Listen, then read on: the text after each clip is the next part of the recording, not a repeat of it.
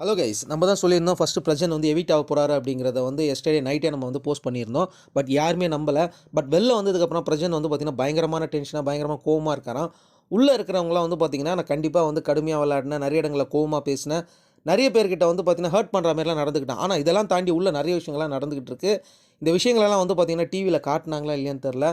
18+ எல்லாம் தாண்டி நடந்துகிட்ருக்கு. இது வரைக்கும் தமிழ் சினிமாவில் நீங்கள் இந்த மாதிரி காட்சிகள்லாம் பார்த்துருக்க மாட்டீங்க. தமிழ் ரியாலிட்டி ஷோலையும் வந்தது கிடையாது. பட் நார்த் இந்தியாவில் அங்கங்கே நடக்குது. ஆனால் உள்ளே பயங்கரமாக நடக்குது. இதுக்காகவே வந்து பார்த்திங்கன்னா உள்ளே இருக்கிற சில பேரை வந்து நீங்கள் எவிக்ட் பண்ணி அனுப்பலாம். குறிப்பாக அவர் என்ன சொல்கிறாரு அப்படின்னா 4 பேரை சொல்கிறாரு. இந்த 4 பேரை வந்து பார்த்திங்கன்னா கண்டிப்பாக இவங்களை எவிக்ட் பண்ணுறதுக்கான எல்லா ரூல்ஸ் அண்ட் ரெகுலேஷன்லும் இருக்குது. நீங்கள் அத்துமீறக்கூடாது அப்படிங்கிற பல விஷயங்கள் சொல்லியிருக்காங்க. இங்கே வந்து ஃபேமிலி எல்லோரும் பார்த்துட்ருக்காங்க. அதேமாரி நீங்கள் சில விஷயம்லாம் பண்ணுறீங்க அப்படிங்கிறத எல்லாமே அண்டர்லைன் பண்ணி பேசியிருக்காரு. ஸோ உள்ளே நடக்கிறத பார்க்கும்போதோ நான் வெளில வரும்போது என்னை பார்த்து கோவக்காரன் நீங்கள் சொல்லலாம், நான் ரொம்ப மோசமானவன்னு சொல்லலாம், ரொம்ப ரக்கடான பர்சன் சொல்லலாம். பட் ஆனால் நான் யார்கிட்டையுமே அத்துமீறல, எந்த பெண்கள்கிட்ட அத்துமீறல. ஆனால் உள்ளே இருக்கிற பல பேரும் அத்துமீறிட்டு இருக்காங்க, பயங்கரமாக நடந்துகிட்டு இருக்காங்க. அந்த ஷோ வந்து பார்க்க முடியல. உள்ளே இருக்கிற எங்களுக்கே வந்து கடுப்பாக இருக்குது. பல நேரங்களில் நான் அதை பார்த்துருக்கிறேன். வெளியில் கேட்க முடியாதனால அவங்க மேலே வந்து பார்த்திங்கன்னா இன்டெரக்டாக நான் கோவப்பட்டிருக்கேன்.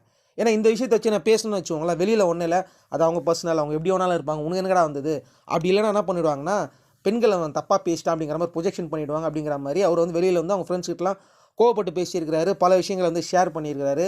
உள்ளே நடக்கிற பல விஷயங்களை வெளில வந்து பார்த்திங்கன்னா சொன்னாங்களா இல்லையான்னு தெரியல, காட்டினாங்களா இல்லையான்னு தெரியல. பட் நான் உள்ளே போகும்போது வந்து பார்த்திங்கன்னா ரொம்ப காமாக தான் போயிட்டுருந்தேன். பட் என்னவோ தெரியல, இவங்களெல்லாம் பார்க்கும்போது எனக்கு ரொம்ப இரிட்டேஷனாக இருந்தது. இவங்ககிட்ட வந்து பார்த்திங்கன்னா தொடர்ந்து இவங்க கூட நம்மளால் ட்ராவல் பண்ண முடியுமானே தெரியல. வெளியில் எனக்கு நிறைய பேர் வந்து நிறைய பிரச்சனைகள் பண்ணியிருக்கிறாங்க. நான் படம் நடிக்கும் போதெல்லாம் என் பின்னாடி முதுகில் குத்திருக்கிறாங்க. நிறைய பேரை பார்த்துருக்குறேன் நான். ஸோ அந்தங்களை கூட வந்து பார்த்திங்கன்னா ஃபேஸ் பண்ணிடலாம். ஆனால் உள்ளே இருக்கிறவங்கள என்னால் வந்து ஃபேஸ் பண்ண முடியல. இவங்க மேலே இருக்கிற கோவத்தெல்லாம் நான் இன்டெரக்டாக காட்டிட்டேன் அப்படிங்கிற மாதிரி பிரஜன் வந்து தன்னுடைய தரப்பை சொல்லியிருந்தாலும் பிரஜனும் நிறைய தவறு பண்ணார் அப்படிங்கிறது தான் உண்மை. சாண்ட்ரா கூட சேர்ந்து விளையாடுனதும் உண்மை.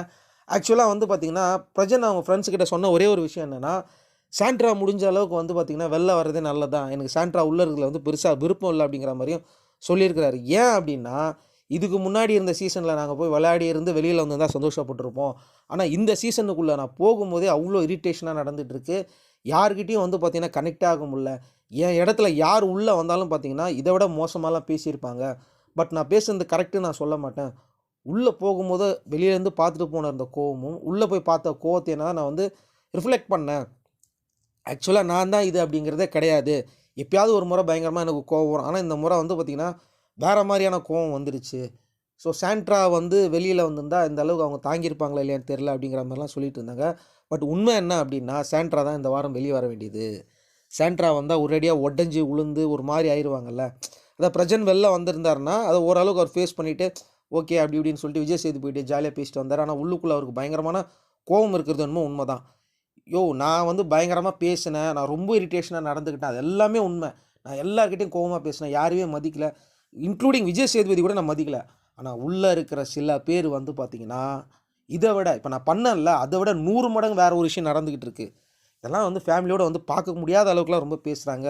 ரொம்ப மோசமான விஷயங்கள்லாம் என் காதிலே வருது. இதை பற்றி நான் கேட்கலான்னு அப்போலாம் வந்து சாண்ட்ரா அதெல்லாம் நம்மளுக்கு தேவையே இல்லை, நம்ம கேமை நம்ம விளையாடிட்டு போவோம், இதுக்கு மேலே பேசணுன்னா வேறு மாதிரி போய்டும் அப்படிங்கிற மாதிரிலாம் பேசிகிட்டு இருக்காங்க. ஸோ ஆடியன்ஸான இவங்க தான் வந்து பார்த்து, அதாவது இங்கே யாருக்கு வேணாலும் ஓட்டு போடுங்க, ஆனால் உள்ள சில பேர்லாம் இருக்கிறாங்க, அவங்களுக்கெல்லாம் மறந்து கூட நீங்கள் இத்தனை வருஷம் இவ்வளோ நாள் ஓட்டு போட்டு எப்படி வச்சுருக்கீங்க அப்படிங்கிறதே எனக்கு ரொம்ப ஷாக்கிங்காக தான் இருக்குது அப்படிங்கிற மாதிரிலாம் சொல்கிறாரு. பட் ஆனால் இவர் சொல்கிறதுல நம்ம சில விஷயங்களை வந்து கன்சிடர் பண்ணணும். நான் ப்ரெசென்ட் பண்ணது தப்பு, ப்ரெசென்ட் பண்ண இரிட்டேஷன் எனக்கு ரொம்ப தப்பு. சாண்ட்ரா இன்றைக்கி வெளில வந்தபோது கத்தி கூச்சல் போட்டு அதெல்லாம் வந்து பார்த்திங்கன்னா எனக்கு சுத்தமாக ரசிக்கவே இல்லை, சுத்தமாக எடுபடவே இல்லை. அவர் எங்கே போயிட போகிறாரு? அவர் இவங்களை விட்டுட்டு வேறு ஏதாவது பொண்ணுக்கிட்ட போயிட போகிறாரா? நான் கிடையாது. இதோட 2-3 வருஷம் கழித்து அவர் வந்து வெளியூரில் போயிட்டு ஏதாவது வேலை செஞ்சுட்டு வர போகிறாரு, இல்லை துபாய்க்கு அங்கேயும் சம்பாதிக்க ஒன்றுமே கிடையாது. அவர் இந்த வாரம் போனார், நீங்கள் இன்னும் 2-3 வாரத்தில் போக போகிறீங்க, இல்லை அடுத்த வாரத்தில் போக போகிறீங்க, அவ்வளோதான் டிஃப்ரெண்ட்டு. 2 பேரும் சென்னையில் தானே இருக்கிறீங்க, வீடு ஏதாவது அமெரிக்காவில் இருக்குதா? நான் ஒன்றும் கிடையாது. ஆனால் இதெல்லாம் வந்து பார்த்திங்கன்னா நிஜமாகவே ரொம்ப ஓவராக தான் இருந்தது. பட் நானும் அதை பெருசாக ரசிக்கலை.